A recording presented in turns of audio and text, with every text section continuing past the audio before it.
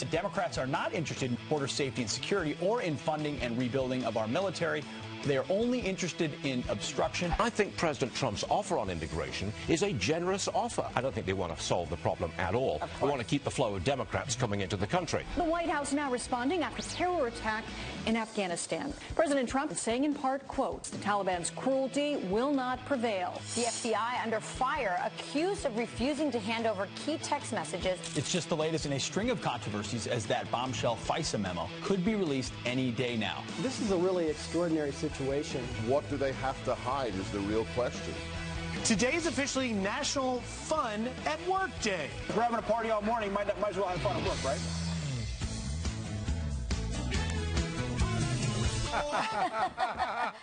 Everybody hands go up. There we go. This song was written about the ratings of Fox News Channel and Fox and Friends specifically. All we do is win. We're glad. It is National Fun at Work Day. Adam Fox literally has done no work today at all. He's only had fun playing. You better be on level 30 on Mrs. Pac-Man by now. We've got a DJ booth. We've got that. Well, we have DJ Anthony Scaramucci actually on the couch right now. Could you mix it for us? Like that. Yeah, That is right. Ready to go. Talk about winning. The president says, you know, look, it's all about winning. He said, I believe that we're going to be so tired of winning that we don't want to win anymore. He's been winning. I mean, there's no question about it. You can look at the entire diagnostics of the situation. The economy's booming, wages are up.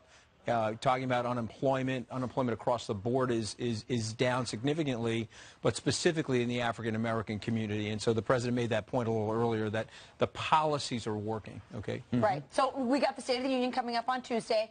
You've got all this winning that you're talking about. What do you think is going to happen? Well, listen, I think that he's a forward-thinking guy. I'm certain that he'll address the accomplishments that were made over the first year, a historic first year, so many great accomplishments. But I do think he's going to want to talk about DACA. He's going to want to talk about the health care situation. And I think he'll surprise them once again by doing things that are uncharacteristic of what politicians do to get the job done. Well, that's right. He's an aggressive guy. He's not afraid to do things a little bit differently.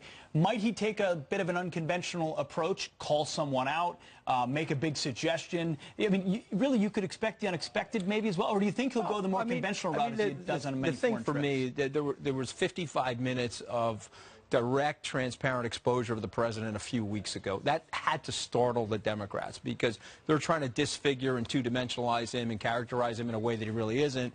And there he was before the American people, the guy that we all see and we know, a negotiator, someone that's willing to take tough hits. Said in the meeting specifically, I'll take the hit for everybody. I'm used to taking hits.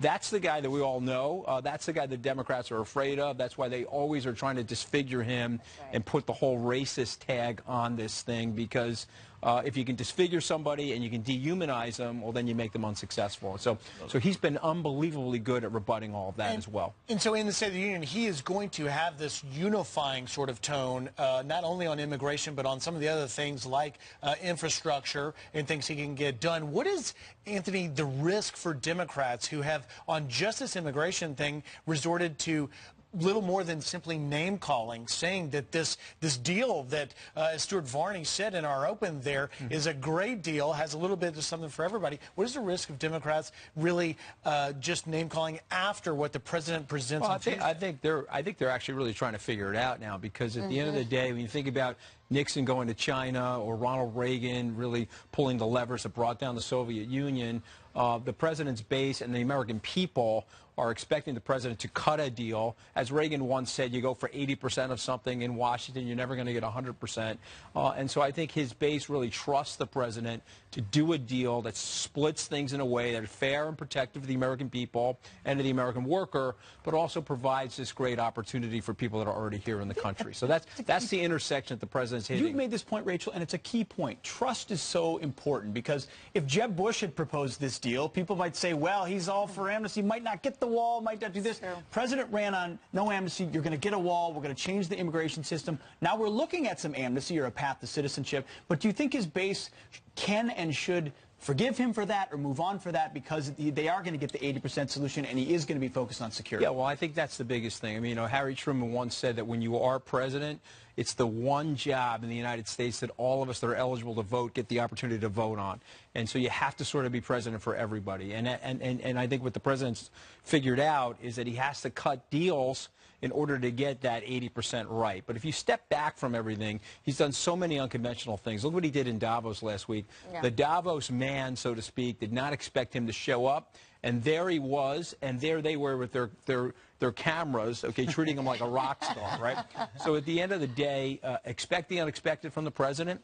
Yeah. I think the Democrats are going to have to recalibrate related to that. But my guess is that he'll cut a deal on DACA, and he'll begin the process of health care reform in the first 6 months of 2018. Well, I mean, but you have to have two people come to the table. And I think what the Democrats are signaling by saying you're racist, that this deal is racist, which is so laughable. I say this as a Hispanic woman. I mean, you're giving 3 times the amount of people amnesty, essentially, in the end, as Obama ever offered them or ever gave them over 8 years.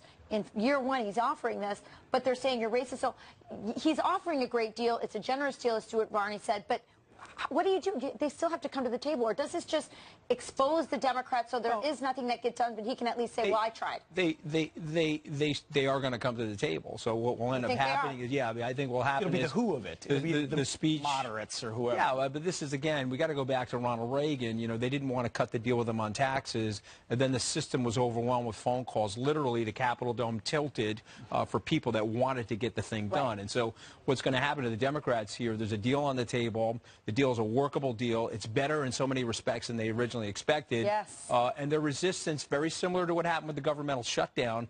You know, they flaked very quickly on the governmental shutdown, which we all predicted. Yeah, the president tweeted just that and saying this was part of my strategy. I think we have a couple of those tweets. They came at 10 o'clock last night. We've mentioned them a couple of times on the show. We'll bring it up again. He tweeted, I have offered DACA a wonderful deal, including a doubling in the number of recipients, a 12-year pathway to citizenship, for 2 reasons. 1, because the Republicans actually want to fix a long-time terrible problem, and 2, to show that Democrats do not want to solve DACA, only use it. He went on then to tweet, Democrats are not interested in border safety and security or in the funding and rebuilding of our military. They're only interested in obstruction. So when you see this resistance from Nancy Pelosi and Chuck Schumer, that's to be expected. But does a Joe Manchin, who's mentioned a wall, do some of these other, I call them so-called moderates because they haven't showed a moderate stripe yet. They've joined into the resistance thus far. Can they move out of the resistance and actually work with the president and give him a win? Well, I actually think they're going to have to do that. Again, it's the same thing that happened over the governmental shutdown.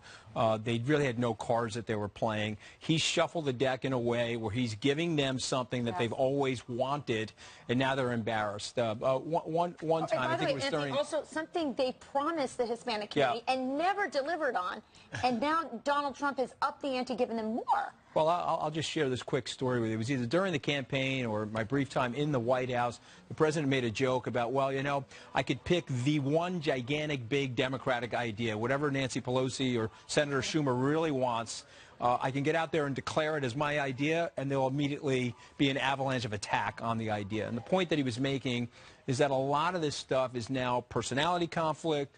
A lot of this stuff is nonsensical partisanship.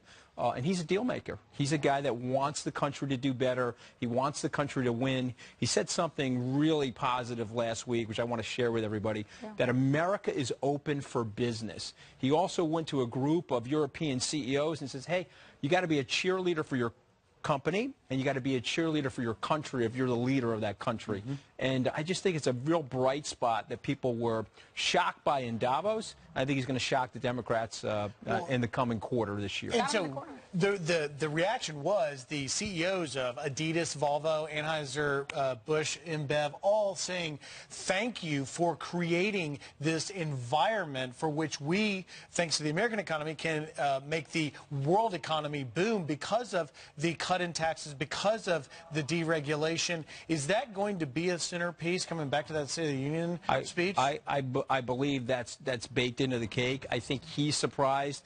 Stephen Mnuchin said privately that he was also surprised at the magnitude of what's gone on in terms of American corporations, foreign corporations, dropping bonuses, raising minimum wages, recommitting capital into the United States, deploying more investment capital, which will lead to that great virtuous consumption cycle that we all need.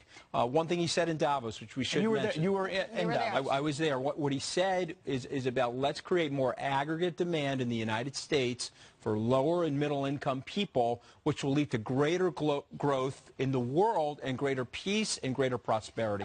That's the message. And I think that that's something that gets overlooked. There's so much talk about all these corporations that are giving bonuses or are growing or are moving their companies overseas. I live in small town America. It's making this economy, what he has done to the economy through tax reform and especially through deregulation, which, by the way, small companies benefit from more, is really making a difference in real people's life, not just people employed by big corporations, small businesses that employ people in all the towns that he promised to not forget. And that was really, you think about the campaign and you think about his whole policies, was to really energize a group of people. You know, I grew up in what I call the aspirational working class. But over 40 years, because of really faulty policy, that aspirational working class got turned into the desperational working class. And so now we have this big opportunity with the president's agenda and his economic policies to lift those people up again and to get them thinking about the American dream, income mobility, class mobility, and all of the things that we would want people to have, and basically things that I frankly lived with in my life. Going from my family, where neither one of my parents went to college, to have the opportunities I've had today, that's what the president wants for everybody. Anthony, stepping back, one year in with the State of the Union coming up, as someone who's been a supporter of this president, what has surprised you the most? I mean, I know you're confident in his abilities, not surprised by some of the revival of the economy because of his policies, but if you were to say, hey, I didn't see that coming, what would it be? Oh, I would say that he's operating in a way that he didn't adopt Washington. He's forcing Washington to adopt him. Okay, Yes. so all of his mannerisms, all of the things of his personality, it's off of the kilter of what they're used to, and so they have to now move in his dance step. And I think that's very, very impressive because they were anticipating, okay, we got this guy, we're going to corner him in the Oval Office. Yes. He's going to start to act and feel like we are. As opposed to the opposite. And so I give him huge credits for that. And screaming, for example, you know, the Davos thing, if you had said to anybody, is the President Trump, going to go to Davos and to bring his economic agenda, bring his national security agenda to Davos, Switzerland, to the World Economic Forum, the 3,000 attendees, if you had asked them 2 months ago if that was going to happen, they would have said no. And so that's the level of unpredictability that he has. But if you really know him, you realize that he's got a duality to his personality. He wants to be part of the global system, global order, but he also wants to project this economic agenda for the American people, that American First strategy is actually good for the world. And Anthony, I have to give you credit. It's the first interview you've probably done in an arcade. Yeah. I don't know if you can hear these machines, but they've been going off the whole time. Actually, it's not the first interview I've done in an arcade. I believe that. Grew up on Long Island, so there was a lot. Very good. Thanks, Scaramucci. Thanks for your time. Pleasure to be here. So great. Thank you. Great stuff. Well, we've been talking about it all morning. That FISA abuse memo could be released as soon as tomorrow. What could we learn? Sarah Carter has been getting to the bottom of this. She joins us next. Plus, President Trump firing back at Jay-Z after the rapper said this. Down on the whole population of people, and you're so misinformed because these places have beautiful people. Now we have Donald Trump, the superbug. Pay attention, Jay-Z, because Diamond and Silk is about to react to you. That's coming up. Well, it could become public any day now. The FISA memo, allegedly filled with shocking details of surveillance abuse. Fox News contributor and investigative journalist Sarah Carter has been covering this story from the beginning. She joins us now to weigh in. Sarah, good morning. Good morning. The White House now pressing for the release of this memo. That's right. The White House is pressing for the release of the memo. And not only that, we know that probably within the week, and now I'm not guessing tomorrow, I've been hearing different things, the House Intelligence Committee will go to a vote on this first. This is what has to happen first. We know that the president right now, according to my sources, is not going to object to the release of the memo. And I think that's what's most important here. And then that memo will go public before the American people. A lot of the congressmen who have seen this, so the congressional members, say it's shocking. They say it needs to be exposed, and it deals with FISA abuse. This is really going to be big, Pete. Absolutely. Well, a lot of the sources you've had, and also, I mean, I don't want to conflate the two, but you've got sources. Devin Nunes has had whistleblowers coming to him inside the Intelligence Committee. Give us a peek behind the curtain as best you can, the level of FISA abuse that may be at issue here. I think this is important for the American people to understand. There's been this big debate. We hear people now coming out in the U.S. intelligence community, the Department of Justice, and other Democrats who are saying, look, don't release this memo. We need to review it first. There's classified information in it. What they don't realize is that a lot of people have already gone and spoken to members of the Intelligence Committee, part of the investigatory committee. These are whistleblowers from the intelligence community who are saying, look, we need to investigate this. There's been extraordinary FISA abuse. We want it to go public. Please let the American people know. I found it very interesting, Griff and Pete, that when they leaked the dossier, unsubstantiated, unverified dossier gets leaked to the American people through BuzzFeed. Other news agencies had seen this dossier. Remember, the FBI had this dossier first, and then it starts to leak out to the public. And now nobody in those communities, particularly in the intelligence, the Dems, the DOJ, wants the memo, the FISA memo of investigation for the American people. That's an interesting dichotomy there. Sarah, let me ask you just a little bit. The Democrats also say they're going to release their memo. What is that? So apparently the Democrats have a memo. Now they say this memo is going to kind of placate what they call politicization of the Republican memo. I would like to wait and see what comes out of that. Sure. Because in the memo, in the FISA memo that's being drawn up by Devin Nunes and by the investigators inside the committee, the one that's already been done, I believe already been reviewed by the president, it's very detailed and it names names.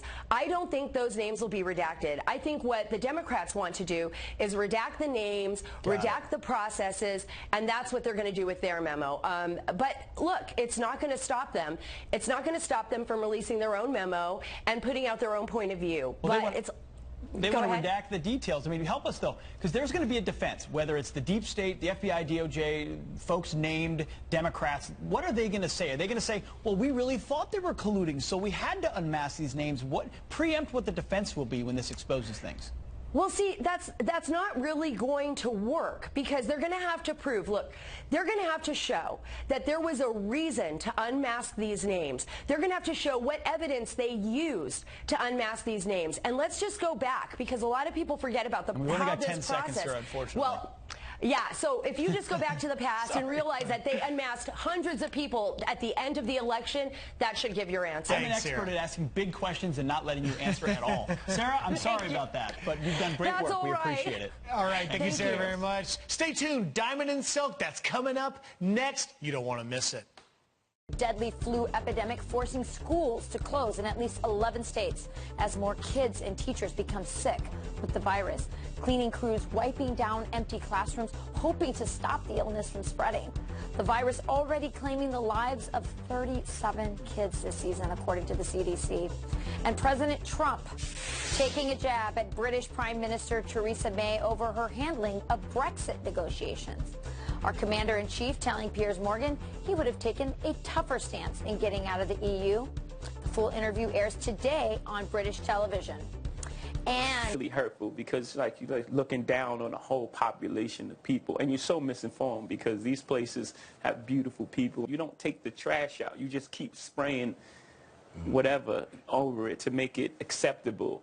And then, as those things grow, then you create a superbug. And then now we have Donald Trump, the superbug. Well, just moments ago, the president responding in a tweet saying, somebody please inform Jay-Z that because of my policies, black unemployment has just been reported to be at the lowest rate ever recorded. Here to weigh in, social media stars, one of Fox and Friends' favorite guests and Trump supporters, Diamond and Silk. Welcome. Let's get right into it. What do you say to Jay-Z, who seems to think it doesn't make a difference that the numbers are for black unemployment and the economy are so good and helping black people? Where it do make a difference. And instead of him throwing shade, what he should have been doing is shedding light on the fact that black unemployment up under this president is extremely low. Black home ownership is high. See, what I don't understand about Jay-Z is that he rap. And in his rap music, he's calling women derogatory names. That's right. You know, and he's made money off of doing that. Yeah. And the mere fact that he says money doesn't mean anything, see, this is what we're talking about with these liberals that try to use their influence and their power to try to sway people, but you want to sway people to continue to be poor while they continue to be powerful so that we can be beneath them. But it's not going to work. And what's wrong with JC, he's just mad because his influence did not influence people to go out and vote for crooked Hillary. That's right. That's what's wrong with him. That's right. What he needs to do is respect this office. Respect it. Respect this president, because this president is truly making America great again. And somebody can also tell Jay-Z to stop crying like a baby and a little trick, because Trump is your president. Well said. You referred to another part of the interview that we did not play in the open. We're going to play the question about black unemployment and financial situation and get Jay-Z's response. Listen. To give him a little bit of credit, too, let me ask you this. He is somebody who's now saying, look, I'm growing, I'm dropping black unemployment. Black people are doing well under my administration. Does he have a point that maybe the Democrats have been giving us good lip service but no jobs? Maybe he's going to say terrible things but put money in our pocket. Does that make him a good leader? No, because it's not about money at the end of the day. Money is doesn't equate to like happiness. It doesn't. That's not missing the whole point. Says the millionaire, right? Yeah, so what if this had happened under Barack Obama, he may have had a different answer, don't you think? Well, see, wait a minute. Jay-Z is out of touch. See, this is what happens when they get rich. They don't even know what goes on in the hood. That's right. They rap about the hood. They call everybody bees and hoes in the hood, but they don't really know what's going on in the hood. People are ready to start thriving again in this country. So people like Jay-Z and all of these rappers, they can go somewhere and sit down. I tell you what, if money don't mean nothing, give your money away. Give your money away to the people that need it. Go down there on Skid Row in California and give them people all your money. So that they can have a place, and then you tell me how that's working out for you. Or do your performance for free. That's right.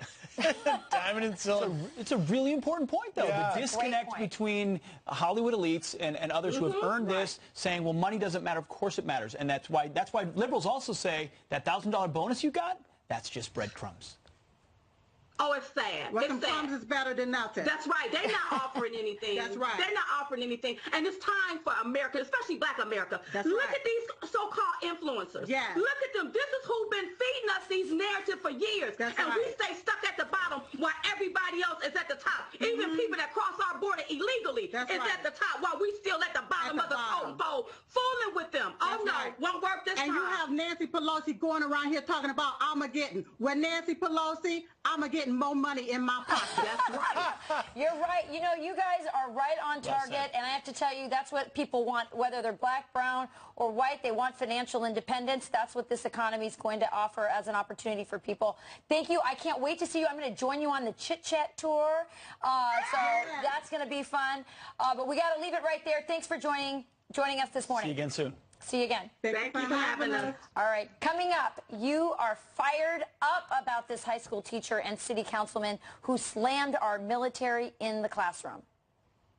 They're not like high-level thinkers. They're not academic people. They're not intellectual people. They're the freaking lowest of our low. Your emails are next. We're going to look at that. Yep, that'll be fun. Plus, the White House is offering a pathship for illegal immigrants. But Nancy Pelosi says the plan is racist. White House Senior Communications Advisor Mercedes Schlapp here to respond next. And turn up the music. It's National Have Fun at Work Day. We're celebrating with the DJ and barbecue, most of which Pete and I have already eaten. All very fitting. It's all gone.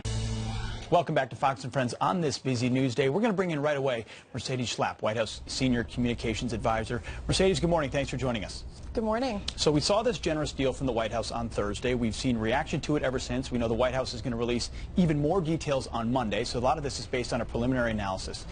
You know, folks are pointing at on all sides of the aisle. Democrats slamming this deal, even though it's far more generous than anyone anticipated on either side. Did you anticipate the kind of reaction you would get from them to this proposal? Look, we're disappointed that some of these Democrats have decided to criticize this proposal. As we know, the president and his team has spent so much time working with both Democrats and Republicans in both the House and the Senate to come up with what would be a reasonable and responsible compromise. The president has listened to both sides.